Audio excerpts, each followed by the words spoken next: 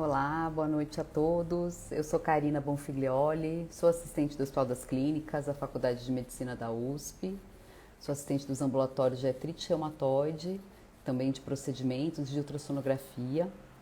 E hoje eu estou recebendo aí uma colega muito querida, que é a doutora Rita Furtado, para a gente falar um pouquinho sobre procedimentos em reumatologia.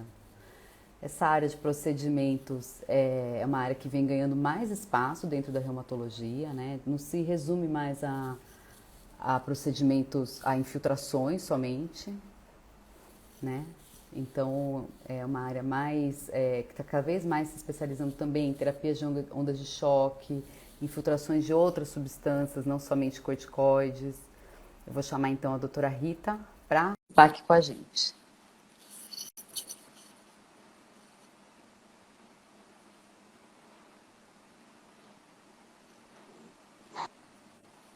Oi, Olá, Rita. oi, boa noite a todos. É um prazer muito grande estar aqui hoje para falar desse assunto que a gente é tão apaixonado, tão interessado na reumatologia, que são os procedimentos, né? Exato. Não só, como a Karina falou, não só as infiltrações, mas todos os outros procedimentos que o reumatologista pode estar apto a fazer. Eu queria apresentar então a doutora Rita. Ela é reumatologista e fisiatra. Ela tem mestrado e doutorado na Unifesp, é professora afiliada da reumatologia na Unifesp, Universidade Estadual de São Paulo, é especializada em reumatologia intervencionista pelo Hospital Cochin, em Paris. Então, a doutora Rita está aqui para a gente. Ela tem uma ampla experiência em procedimentos, né? Ela é uma referência nacional, o grupo dela é uma referência, tem muitas publicações na área.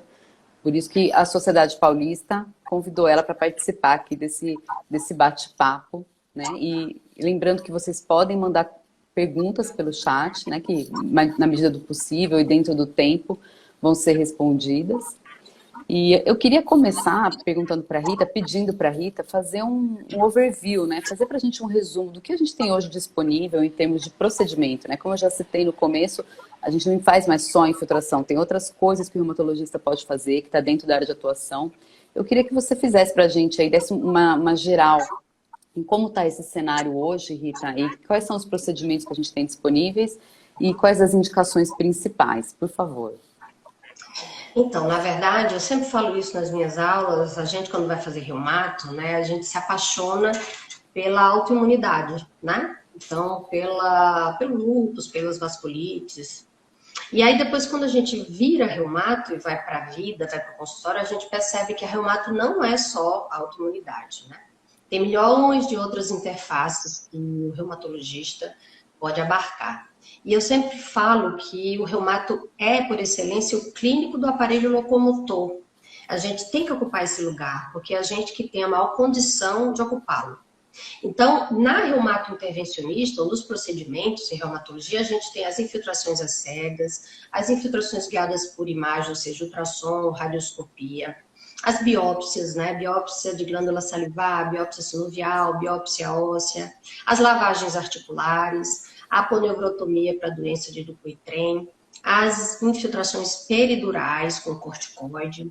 Ou seja, além disso, a gente tem hoje em dia a terapia por ondas de choque, né? Outras substâncias fora o corticoide que cada vez mais aparecem para ser usadas pela via intraarticular. Então, é muita coisa que o reumato pode fazer, deve fazer, para enriquecer o tratamento dos seus pacientes. Perfeito, Rita. E você citaria, além do corticoide, do ácido hialurônico, que são nossos conhecidos já há algum tempo, você citaria o que mais em termos de terapêutica intraarticular hoje, que poderia ter algum benefício para os nossos pacientes? Em qual cenário também? Então, na verdade, eu sempre gosto de estar nas mesas de osteoartrite, né? Que é a doença mais prevalente que a gente tem, a doença articular mais comum e aquela com menos drogas efetivamente com efeito comprovado, né? E cada vez mais na literatura a gente percebe que outras drogas, fora o corticoide, fora o ácido hialurônico, estão sendo pesquisadas para o uso intraarticular. Então, como exemplo mais importante, eu acho que é o plasma rico em plaquetas, que ele não é viável para ser usado aqui no Brasil, já foi, agora não mais, espero que volte a ser, mas existem muitas publicações, muitos estudos controlados mostrando que ele pode sim ter o papel de analgesia ou de prevenção de evolução da doença. Tem várias outras drogas, a proloterapia, o ozônio sendo bastante estudado, agora o que se chama de medicina regenerativa, que é o aspirado de medula óssea e o aspirado de gordura sendo colocado dentro da articulação. Essas duas últimas intervenções, elas não têm tanta base em evidência científica como o PRP já tem. Mas cada vez mais a sensação que se tem é que existem novas drogas para serem usadas no ambiente intraarticular, no tratamento dessa doença. Então, o que eu acho e o que a gente sempre tenta fazer é treinar cada vez mais reumatologistas para eles terem essa habilidade, além da consulta clínica, além da prescrição de medicação sistêmica. Perfeito, Rita. No cenário de terapia de ondas de choque, como você vê hoje, né, é uma prática que começou com indicações restritas, pelo que tinha de indicação de literatura, e agora ela está sendo usada amplamente, em diversas condições. Como que é hoje na prática? Você faz a terapia de ondas de choque? Como que são os seus resultados? Você indicaria para qual situação clínica, que a gente já tem um corpo de evidência bom? Queria que você comentasse um pouquinho. Claro. Então, na verdade, a terapia por ondas de choque ela já existe há um bom tempo, né? E ela, teoricamente, ela provoca várias ações biológicas, né? Fenômenos biológicos quando ela vai passando pelo tecido, né? São ondas mecânicas. Então, ela pode atuar na analgesia, ela pode atuar na fragmentação de calcificação, ela pode promover a liberação de fatores de crescimento, né? Essas são as três mais importantes efeitos da terapia por ondas de choque. E ela começou a ser usada há muito tempo, na verdade ela foi percebida como terapêutica na Segunda Guerra Mundial, e ela foi usada para desintegração das litíases, né, renais, e logo em seguida foi se percebendo a sua aplicabilidade para as calcificações periarticulares. Então, na verdade, existem muitos estudos controlados para as tendinopatias crônicas e as entesopatias crônicas, principalmente se elas são calcárias. Então, o que é que mais tem de comprovação científica para o tratamento da tendinopatia calcária do ombro, né? Então, não só como analgesia, mas também como fragmentação da calcificação. Então, tudo que tem calcificação, tudo que tem entesopatia, né, entesófitos, teoricamente teria algum sentido se usar a terapia por ondas de choque, né? E a gente sabe que essas tendinopatias, né, são coisas muito difíceis de serem tratadas no dia a dia, porque a inflamação, quando a gente faz a biópsia nesses locais, não é tão importante. E a degeneração, sim, é a coisa mais importante que a gente encontra na anatomia patológica. Então, a gente não tinha drogas ou terapêuticas que aumentassem a produção de fatores de crescimento. Parece que o PRP, parece que a terapia por ondas de choque podem nos levar nesse caminho, né? Além de quebrar e promover a reabsorção das calcificações. Perfeito. E é interessante que você colocou, né, Rita? Porque, na verdade, a gente sabe que agora a gente tem o conceito mais de tendinose, né? Quando, em quadros degenerativos, que a gente sabe que injeção repetida de corticoide nesse cenário pode até ser deletério. Então, essas técnicas de PRP e de toque, elas vieram trazer uma opção realmente visando a regeneração do tecido, né? Muito legal. Pessoal, não esqueçam que vocês podem mandar perguntas aqui pelo chat, tá? A gente está recebendo todas elas.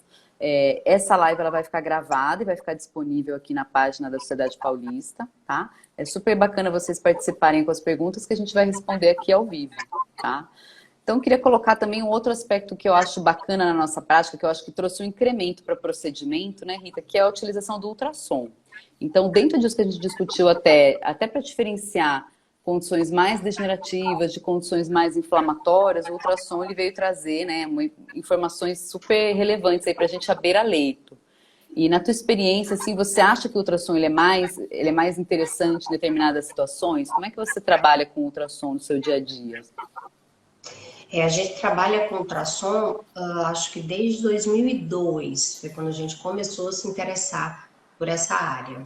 E o mais interessante é que naquela época, convencer os clínicos, né, principalmente os mais antigos, que o ultrassom poderia ser uma ferramenta à beira do leito, como o estetoscópio, por exemplo, era algo surreal. A gente tinha muita dificuldade de convencer, Muita né? resistência, né? Muita resistência. Os radiologistas ficavam super desconfortáveis, achando que a gente ia fazer laudo, ia tomar o mercado deles.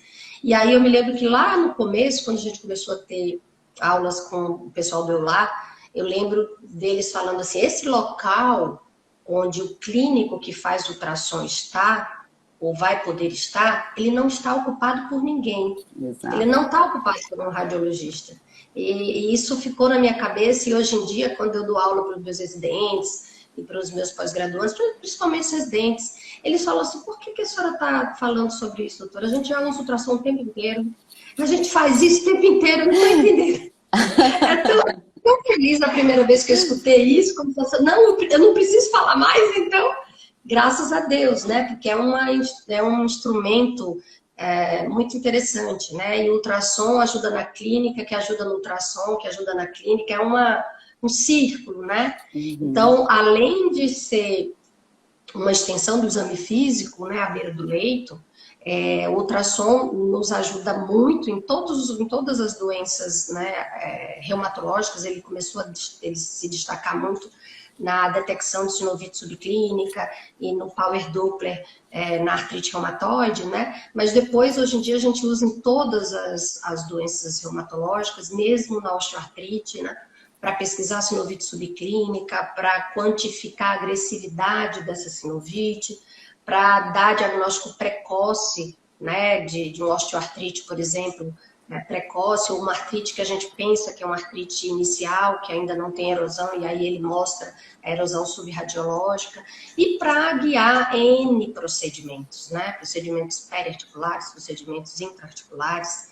É muito importante, a gente que usa bastante corticoide nas nossas infiltrações iniciais, né, ter muito cuidado para não injetar o corticoide dentro de um tendão, dentro de uma êntese, e o ultrassom está ali exatamente para nos ajudar, né, a colocar a medicação exatamente aonde a gente quer colocar, né? Não ter risco de colocar em algum local de risco, né? É claro que eu sou a favor de ensinar, e a gente ensina bastante os nossos residentes a fazerem procedimentos às cegas, mas ter um ultrassom para guiar procedimentos mais elaborados, ele é muito interessante, né? É muito mais seguro, né? Perfeito. Inclusive, como você estava comentando, né, os residentes agora, os residentes de uma geração para cá, né, de alguns anos para cá, eles já vêm com um certo know-how, porque eles têm usado a ultrassom como uma ferramenta na clínica geral, na emergência, na UTI. Emergência. Porque o que hoje se tem o conceito é que o ultrassom é um exame clínico, é uma propedêutica armada mesmo, que permite que a gente tome condutas muito mais precisas, e assim, o que eu acho que as gerações anteriores tinham medo é que ele fosse ser um substituto da propedêutica, e a gente sabe que não é bem assim, ele é um complemento da propedêutica, e a gente tem que ter a humildade de saber que o nosso exame clínico não tem a mesma sensibilidade, a mesma acurácia, né? Então, ele vem como uma ferramenta para melhorar a nossa medicina como um todo, eu acho. E nisso do que a gente está conversando, tem algumas situações que eu acho que o uso do ultrassom ele é muito indicado quando a gente pensa em procedimento. Uma é para a gente avaliar se existe atividade inflamatória. Isso melhora a resposta da infiltração. A outra é para articulações de difícil acesso. Acho que você mesma, né, o seu grupo já demonstrou alguns anos atrás que o tornozelo, por exemplo, é uma das articulações que a gente tem a menor acurácia de infiltração às cegas. Então, por exemplo, para articulações de acesso mais difícil, quando a gente pensa no paciente com artrite reumatoide, que tem estruturalmente tudo alterado, a gente não consegue usar reparos anatômicos muitas vezes, né? O ultrassom tem um papel importante. Uma articulação que eu acho muito bacana de usar ultrassom para infiltrar é o ombro, né? Porque o ombro a gente às vezes já pode ter ruptura de manguito, já pode ter condições que não, talvez não tenham tanto benefício da gente fazer um procedimento e a gente consegue na hora já identificar. E tem trabalhos mostrando que a resposta, o resultado da infiltração de ombro guiada, ela é superior a cegas, né? Então, esses são alguns cenários que eu acho que a gente poderia citar aí, do quanto que o ultrassom veio contribuir. Agora eu vou fazer algumas perguntinhas da nossa audiência, tá, Rita? A Nafisa perguntou se você tem alguma experiência ou se você conhece algum artigo em terapias com ondas de choque para calcinose na esclerose sistêmica. Já existem estudos, sim, mas são pouquíssimos os estudos controlados e randomizados, né? Esse é um procedimento um pouco doloroso, né? Um pouco desconfortável. E essas calcinoses, quando elas são muito extensas, muito grandes, já fica mais difícil para usar a terapia por ondas de choque. Mas eu acho que cada vez mais vão existir mais estudos nessa área. Eu acho que na reumato é a área onde tem menos estudo bem feito, bem desenhado para o uso da terapia por ondas de choque. Certo. A Jerusa perguntou, você poderia falar sobre infiltração de toxina botulínica na osteoartrite de joelhos? Esse é um assunto super interessante, porque a gente fez um estudo, a gente publicou acho que em 2019, né?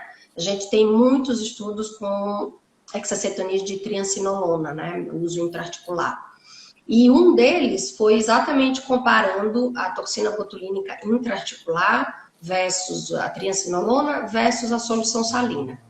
Eram 100 pacientes. No nosso estudo, a gente não conseguiu mostrar benefício de se usar a toxina botulínica. A gente não sabe se por causa do N, porque para 3 grupos, né? 100 talvez tenha sido pouco. A gente não sabe se porque a gente só usou 100 unidades de toxina botulínica. Mas ao contrário do nosso estudo, todos os outros estudos controlados, não são muitos como o do PRP, mas todos os outros estudos controlados que usaram a toxina botulínica em osteoartrite ou em capsulite adesiva intraarticular tiveram benefício quando foi comparado a salina ou quando foi comparado a corticoide. Então, na vida prática, quando eu tenho um paciente com osteoartrite de joelho, por exemplo, que já não responde a corticoide, já não responde ao ácido hialurônico, eu tento sim, mas com uma dose maior, com 200 unidades, via intraarticular. E muitas vezes eu tenho um resultado muito bom. Claro que tem pacientes que não respondem mesmo, mas vários respondem. Então, assim, tem vários estudos mostrando que a toxina botulínica pode ajudar na inflamação neurogênica, exatamente naquela dor provocada por uma articulação judiada, mecanicamente muito maltratada. E a maioria dos estudos mostra benefício. Benefício, principalmente no controle da dor, né? Além da toxina botulínica, no caso de miofacial, no caso de enxaqueca, miofacial de trapézio, isso eu faço bastante no consultório, isso já tem muito mais evidência científica. Antes de eu passar para a próxima pergunta, eu queria só agradecer, falar um oi para os colegas aí também de outros estados, além de São Paulo. A gente já tem mais de 80 participantes da nossa live, então muito obrigada pela presença de vocês. Agora a Regiane pergunta, existe evidências, quais são as evidências hoje de ácido hialurônico para osteoartrite de joelhos? O ácido hialurônico, ele já está no mercado, acho que desde 97, né? Como viscosuplementação. Inicialmente, ele foi usado, a gente imaginava que ele ia apenas restituir a quantidade de ácido hialurônico de uma articulação com osteoartrite, ou só aumentar a viscosidade, diminuir o atrito. E com o passar do tempo, a gente viu que ele tinha ação analgésica e ação anti-inflamatória. O que se vê na literatura é uma quantidade absurda de estudo controlado de ácido hialurônico versus salina e de ácido hialurônico versus corticoide, né? E ácido hialurônico versus PRP. A grande maioria desses estudos e a grande maioria das meta-análises mostra evidência a favor do ácido hialurônico melhorando dor e melhorando função, só que a médio prazo, né? Enquanto o corticoide ele atua hoje, amanhã, né? A curto prazo, o ácido hialurônico ele normalmente demora algumas semanas para se observar a sua efetividade, né? 4, 6 até 8 semanas. E tem 3 estudos bem desenhados, pelo menos 3, mostrando que vale a pena misturar essas drogas na primeira injeção ou na única injeção, dependendo da apresentação one ou não, com a triancinolona, né? Nos estudos bem desenhados que avaliaram misturar ou não misturar, né? Fazer separadamente, viu-se que sempre fazer a combinação dos dois é mais efetivo do que fazê-los separados. Então, apesar de existir algumas meta-análises que não comprovaram a efetividade do ácido hialurônico para osteoartrite, a maioria dos estudos e a maioria das meta-análises mostra, sim, efetividade para essa medicação. É um tópico também super interessante, porque a gente pensa a meta-análise, a dificuldade, às vezes, de fazer uma meta-análise nesse tema, que a osteoartrite é um tema difícil de estabelecer desfecho, enfim, é mais complicado da gente padronizar, né, esses trabalhos. É bastante difícil a gente fazer essa avaliação, mas realmente, como você colocou, os estudos individuais, né, e trials clínicos mostram benefício. A questão de associação com o triancil, na minha visão, e também a literatura mostra que tem várias vantagens, porque muitas vezes o paciente tem uma sinovite associada, e você vai, com a triancinolona, você vai fornecer um benefício a curto prazo, né, enquanto que o ácido hialurônico vai ser mais a longo prazo. E também você acaba evitando o efeito de, muitas vezes, de reação de sinovite, né? Que alguns ácidos hialurônicos de alto peso molecular podem provocar. Então, eu na minha prática, acho que você também, né, Rita, em geral, faço associado o ácido hialurônico com corticoide e com resultado muito bom, e particularmente nos pacientes que já têm uma sinovite associada ao quadro de osteoartrite, né? Especialmente sinovial, que a gente consegue ver no ultrassom, derrame articular, né? Sempre lembrando que quando existe um derrame, a gente faz uma aspiração completa para melhorar a performance do procedimento. E nessa situação, é uma situação que eu gosto muito de fazer guiado por ultrassom, justamente para avaliar se existe uma concomitância de um fenômeno mais inflamatório ou se predomina realmente quadro mais degenerativo, de perda de cartilagem. Vamos lá. Eu acho bem interessante Pode falar. Isso que você falou, Karine, porque quem trabalha com ultrassom no consultório, né, tem essa sensação não controlada, claro, né? Não tem estudo que baseie nisso ainda, mas o ultrassom mostrando aquela uma osteoartrite de joelho, por exemplo, com um espessamento sinovial, além do derrame articular, aquela sinóvia super grande, espessada, é diferente de um paciente com um joelho mais degenerativo, mais seco, com menos sinovite, né? Eu sempre fico mais animada quando vejo um joelho assim, pelo ultrassom, porque a sensação que a gente tem que a resposta é melhor a sinovectomia química do exercício. Exato, isso mesmo. E a gente também consegue ter uma boa avaliação da cartilagem femoral, né, Rita? Porque a gente faz inflexão. Isso também permite que a gente consiga mensurar o grau de perda de cartilagem desse paciente. Agora, a Sandrinha Watanabe pergunta: para quais articulações a infiltração guiada por ultrassom é essencial e para quais articulações podemos fazer às cegas? Eu vou falar um pouquinho da parte do ultrassom, porque a Rita, para ela não existe uma articulação que ela não consiga fazer às cegas, né? Que a gente conhece a expertise dela, né? Mas acho que um pouco disso que a gente já comentou. Tem algumas articulações que podem ter um benefício adicional, e isso a literatura mostra. Então, ombro, por exemplo, é uma delas. Porque o ombro a gente consegue diferenciar melhor do que a nossa propedêutica.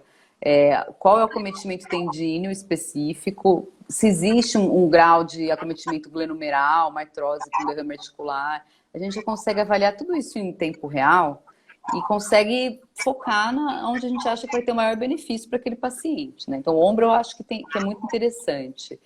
Punho de pacientes com artrite reumatoide eu também acho interessante, né? Porque a gente consegue ver melhor os recessos, individualizar os compartimentos e até conseguir direcionar melhor no ponto mais inflamado, utilizando muitas vezes uma dose menor de corticoide do que a gente utilizaria às cegas. Tornozelo, como a própria Rita demonstrou no trabalho dela, né, que a curaça, se eu não me engano, é em torno de 80%, né, Rita? Ou 70%? 77%, que é baixo, né, se a gente for pensar, porque tornozelo é uma articulação muito complexa, né, com muitos recessos articulares. Então, no meu ver, seriam essas situações. Eu acho que joelho, claro que quadril, evidentemente, tem que ser guiado, né? Quadril às cegas eu particularmente acho mais complicado. Agora, joelho, cotovelo, mesmo essas que eu citei, elas podem ser feitas às cegas e eu acho que a gente tem que ter expertise, porque nem sempre a gente vai ter ultrassom disponível para fazer o procedimento, né? Mas eu ressaltaria essas que eu citei. Agora eu quero ouvir o comentário da Rita. Eu concordo com a Karina, mas eu acho que aquilo que ela falou, vale a pena a gente lembrar da coxa femoral, né, da sacroiliaca, da glenomeral. Ombro é uma caixinha de segredos, né? Então, com ultrassom a gente pode guiar mesmo a cromoclavicular, a glenomeral, na bursa, né? Ou seja, ombros são tantas possibilidades, né? Que o ultrassom, na minha opinião, na minha vida de consultório, essa foi a articulação que eu mais me beneficiei de ter ultrassom. Quantas vezes o exame físico mostrava algo e o ultrassom mostrou algo totalmente diferente, né? Então, o ombro realmente é uma caixinha de segredos. Eu acho que as articulações que a gente não está muito habituada a lembrar, que são as articulações do médio pé ou do retropé, além do tornozelo, né? Então, a Exato. subtalar, as taços metatarsais, as intertarsais, mesmo as metatarsofalângicas, fora a primeira, que dá para fazer bem as cegas, as outras é um pouco perigoso, né? Então, essas que a gente acaba esquecendo, né? E mesmo as tenossinovites, né? As periarticulares. Com certeza. Então, a artrite reumatoide atinja qualquer uma tenossinóvia, né? A gente pode fazer o procedimento com maior acurácia, maior segurança, né? Com certeza. Existe uma quantidade muito grande de estudo falando a favor do ultrassom versus a infiltração às cegas, né? Já tem meta-análise e tudo mostrando. É difícil ter muitos serviços onde você treine os residentes, os jovens reumatologistas, para fazer todos os procedimentos às cegas, né? Então, quando você tem a disponibilidade do ultrassom, você se sente mais seguro para fazer o procedimento, né? Que você não teria tanta expertise de fazer as cegas. Tem que lembrar disso também, né? Perfeito, Rita, concordo totalmente. A Priscila pergunta onde fazer cursos. Priscila, a gente pode te responder isso, eu acho, mais em off, porque senão pode virar um pouquinho de propaganda, né? Mas a Rita tem o curso dela na Escola Paulista, eu também tenho o curso do SEDES que eu participo, a gente pode responder isso mais em off aí para vocês, que eu acho que não é o foco aqui da nossa live, tá? Quem tiver, a gente pode disponibilizar o nosso e-mail pessoal para quem quiser saber esse tipo de coisa. Mas eu acho, Pode falar. Marina, essa pergunta interessante, porque eu tenho a sensação, nós duas somos apaixonadas por esse tópico, mas eu tenho a impressão que o reumatologista jovem, né, eu acho que ele esqueceu um pouquinho dessa interface da reumato, né? Eles são muito apaixonados pela autoimunidade, pelas terapias novas, que são fantásticas mesmo, né? Que fizeram uma revolução no tratamento de várias doenças, principalmente artrite reumatoide, mas várias outras.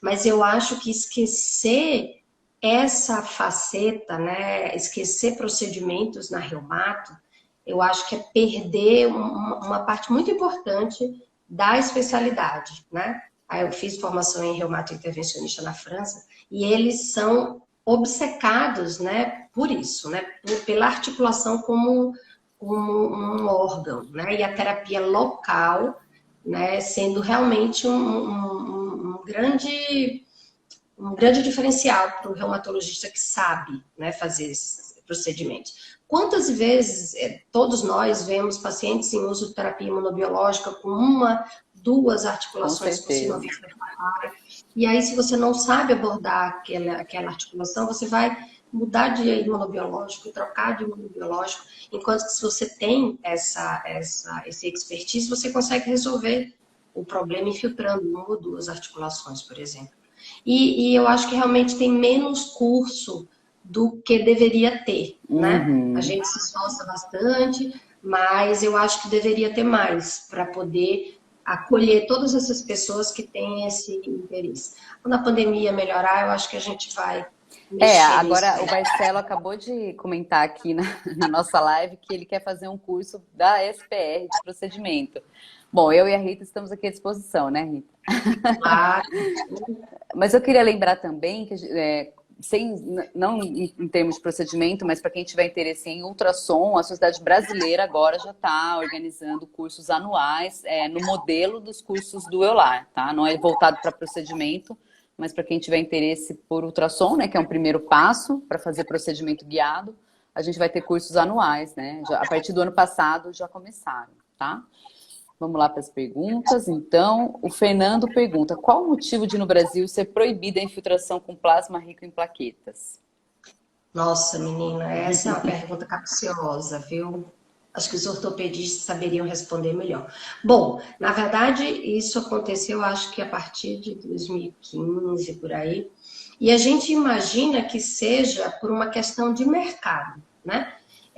Os ortopedistas, vários reumatologistas, eu era uma, por exemplo, dermatologistas, várias outras especialidades, faziam, né, usavam o plasma rico em plaquetas produzido nos seus consultórios, com várias técnicas, e parece que em algum momento os hemoterapeutas solicitaram os conselhos, né, federal, regional,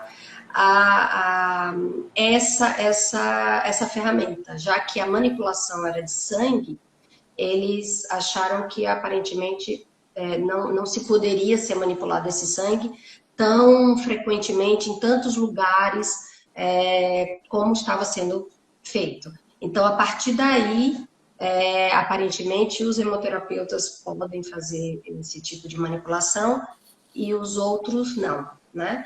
Mas eu acho que isso é uma questão dos anos passarem, porque na literatura mundial tem muito estudo, cada vez mais. A gente está publicando o nosso agora na Clinical Rehabilitation. Foram 100 pacientes também com osteoartrite de joelho. O meu aluno doutorado, faleceu de Covid em 2020, o Zé Carlos Tamashiro, e a gente acabou de ter o aceite do estudo. Então, era um grupo com PRP, uma única injeção, um grupo com triancinolona, né, hexacetonina de triancinolona, e um grupo com salina, 100 pacientes ao todo, avariados por um ano. Então, o grupo triancinolona, como sempre, né, melhora, ganha dos outros no curto prazo, mas o mais interessante é que o grupo PRP foi o único grupo que não evoluiu radiograficamente, do KL2 para KL3, com uma única injeção durante um ano. Esse foi o único grupo que não progrediu estatisticamente. A gente ficou muito feliz com esse resultado. Então, existem vários outros resultados interessantes da literatura, então eu acho que é uma questão do tempo passado a gente conseguir voltar a fazer o PRP. Daqueles casos que a gente não sabe, questões burocráticas de implementação mesmo, questões financeiras, a gente sabe que deve ter, porque né, se você for ver, é uma técnica barata para você fazer no consultório, mas realmente tem um corpo de evidência muito grande, como a Rita citou, né? Então, eu acho que é uma questão de tempo mesmo para ser incorporado, né? Vamos lá para mais algumas perguntas. Dr. Leandro e Hélio Melo perguntam: que aspectos você considera na escolha do produto comercial do ácido hialurônico para tratamento da osteoartrite de joelho? Qual o racional para escolher um ou outro? A gente não pode citar muito marcas aqui, mas dá para a gente comentar um pouquinho de apresentações, né, Rita? Fica à vontade. É verdade.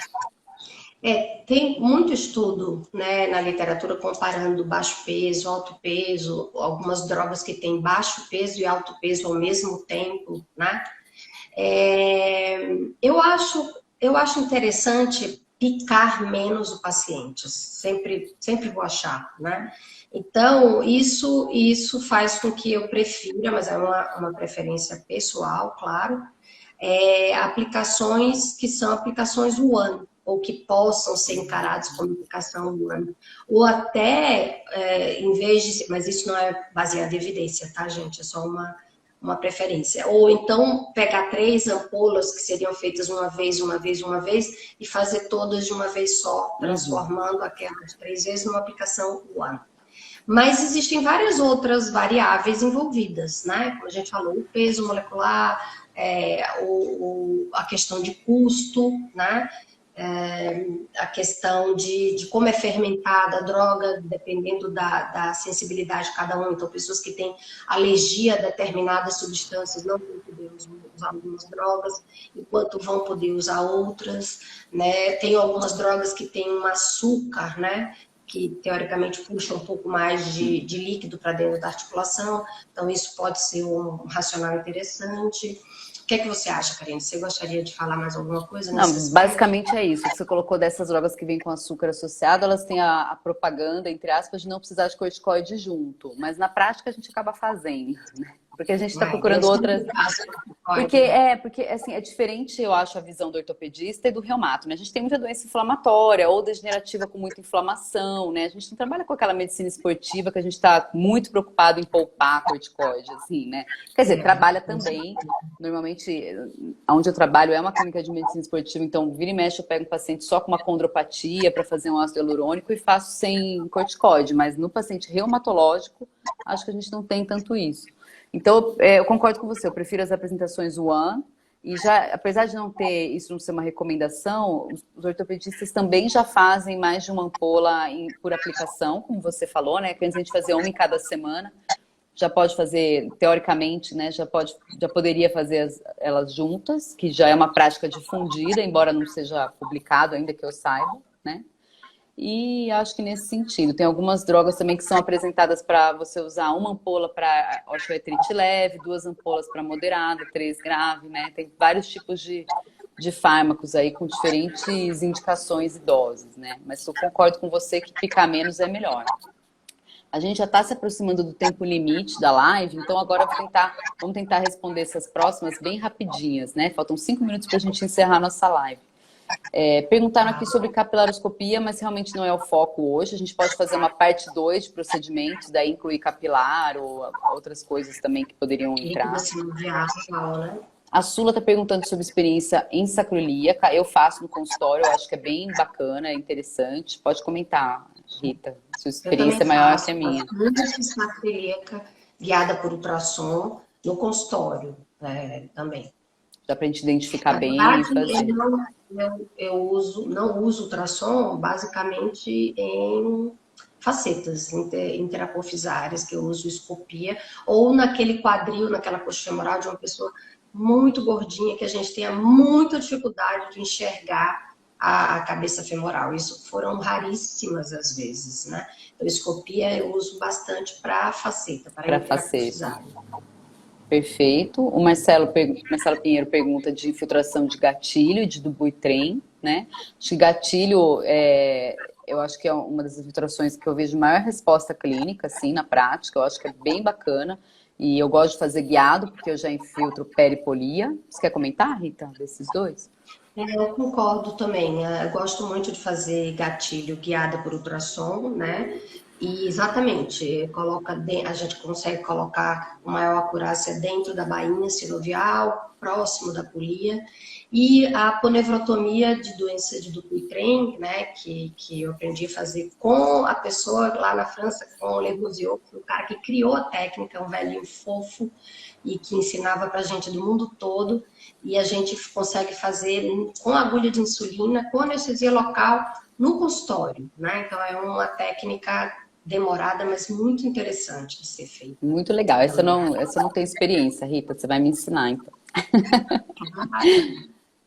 O Marcelo está perguntando a experiência com infiltração de pacientes com osteite condensante. Eu não tenho. Acho que você deve ter, que ele está perguntando. Eu tenho, principalmente, vários pacientes dele lá do nosso ambulatório. A gente tem um ambulatório grande de reumato intervencionista, né, lá na escola. Pesquisa e assistência, e a maioria das osteites que eu fiz foram dos pacientes da faculdade, né, da universidade. Pacientes particulares, poucos, muito mais sacroiliite, com ótimos resultados, né? Mas já fiz de osteite condensante também. Perfeito. A Juliana está perguntando a experiência com proloterapia. Eu estou começando a estudar isso agora, Juliana, então acho que a Rita pode falar melhor para você.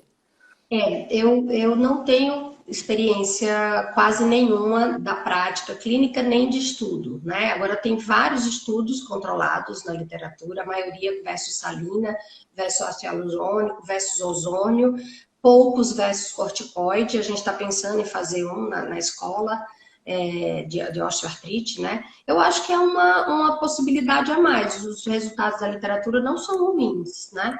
São interessantes. E aí é algo bem barato, né, Karina, que a gente pode usar né, no dia a dia, acho que a gente poderia fazer mais estudos com um corticoide como a triacinolona para poder ver se vale a pena fazer. É super promissor e realmente economicamente mais viável, né? E parece ser bem promissor em termos de irritar os nossos receptores e ter um efeito bem analgésico. Bom, pessoal, estamos chegando aqui no final da nossa live. A gente tem que encerrar porque senão vai cair mesmo. Está completando 40 minutos aí, que é o tempo limite. Então, eu agradeço novamente a presença da Rita, principalmente, de todos vocês que participaram da live com perguntas ótimas.